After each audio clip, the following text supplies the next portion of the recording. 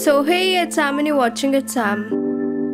आज मैं एक शॉर्ट हॉरर मूवी का एक्सप्लेन करूंगी जिसका नाम है कर्व, जो कि 2021 में आई थी। मूवी की स्टार्टिंग में हमें एक ओशन या फिर समुद्र दिखता है और उन्हीं समुद्र की लहरों की आवाज से एक लड़की जो कि एक कर्व पे लेटी हुई है वो झंझना के उठती है और वो देखती है कि वो एक कंक्रीट की वॉल पे लेटी हुई है। वो खुद को फिसलने से बचाती है और वो उस कर्व के बिल्कुल किनारे पे थी। उसके नीचे बिल्कुल काला अंधेरा था और वहाँ कुछ भी नहीं दिख रहा था। उसका एक पैर मुड़ा हुआ था और उसकी उंगलियों पे उसी का खून लगा हुआ था जो शायद इन्हीं कंक्रीट की वॉल पे घिसने से उसे लगा हो। वो कितना भी कोशिश कर ले पर वहाँ से निकलने का कोई रास्ता नहीं था। उसका पैर उसी की बॉडी के नीचे था। उसे थोड़ा भी हिलने से बहुत दर्द हो रहा था, फिर भी वो कोशिश करती रहती है। उसकी सांसें तेज हो जाती है और वो भगवान से प्रे करती है कि वो बच जाए। अगर वो इस कर्व से आगे बढ़ भी जाती है तो भी कोई चांस नहीं था कि वो उस सीधी वॉल पे चढ़ पाए। देखने से ये हाइड्रो पावर प्लांट लग रहा था। जब वो अपनी किस्मत पे रो ही रही थी उसे एकदम से नीचे से बहुत तेज आवाज आती है और वो सोचती है कि हवा की वजह से ये आवाजें आ रही होंगी, पर फिर एकदम से और तेज आवाज आती है। वो लड़की बहुत फ्रस्ट्रेट हो चुकी थी और वो चिल्लाती है। फिर वापस सब कुछ एकदम से शांत हो जाता है।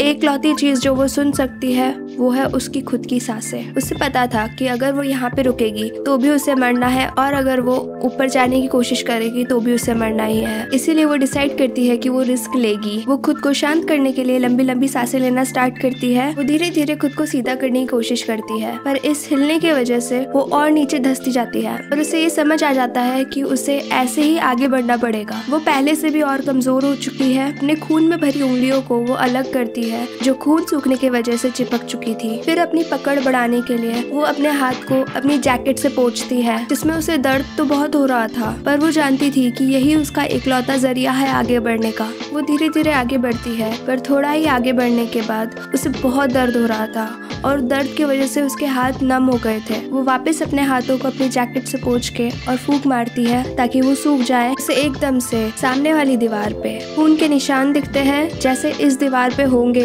ये उसका हेल्यूसिनेशन था या रियलिटी? पर जैसे जैसे वो आगे बढ़ने की कोशिश करती रहती है उसे ये और ज्यादा दिखने लग जाते हैं। फिर भी वो डिटरमाइंड थी अपनी जान बचाने के लिए। उसकी जगह कोई और होता तो वो कब का हार मान चुका होता पर उसने हार नहीं मानी और फिर से वो अपने हाथ को पोंछ के और फूंक मारती है और आगे बढ़ती है और वो फिर से उन प्रिंट्स को देखती है और वो अब और ज्यादा बढ़ चुके थे। एकदम से वहाँ पे एक चिल्लाने की आवाज आती है जो उस औरत को लगता है कि उसी की मौत उसे बुला रही है। फिर वो औरत अपने हाथ को देखती है, वो बुरी तरह से फट चुके थे। फिर बादल गरजने की आवाज आती है। ऐसा लगता है कि उस औरत की प्रॉब्लम्स और ज्यादा बढ़ने वाली है। फिर बारिश की बूंदें उस औरत के मुंह पे गिरती हैं और ऐसा लगता है कि वो थोड़े टाइम के लिए उस शांति में रहना चाहती है। पानी की वजह से फिसलन और बढ़ जाती है और वो औरत धीरे धीरे नीचे स्लाइड करती है पर वो अभी भी हार नहीं मानना चाहती है। वो बहुत तेज चिल्लाती है और उसे याद आता है कि उसके गले में एक चेन है। उस चेन को वो अपने हाथ पे लपेट लेती है इस सोच में कि ये थोड़ी देर और उसे स्लिप होने से बचा लेगी। लास्ट सीन में हम देखते हैं कि ये लड़की धीरे धीरे नीचे स्लाइड हो रही है। यहीं पे ये शॉर्ट फिल्म खत्म हो जाती है। हमें नहीं पता कि ये वहाँ से बच पाई या फिर वहीं पे वो मर गई। ये एक हॉरर फिल्म है जो कि बिना किसी पैरानॉर्मल एक्टिविटी या फिर गोस्ट के बिना ह्यूमन इंस्टिंक्ट को ट्रिगर करती है। हमें इस ख्याल से डर लगता है कि आगे क्या होगा।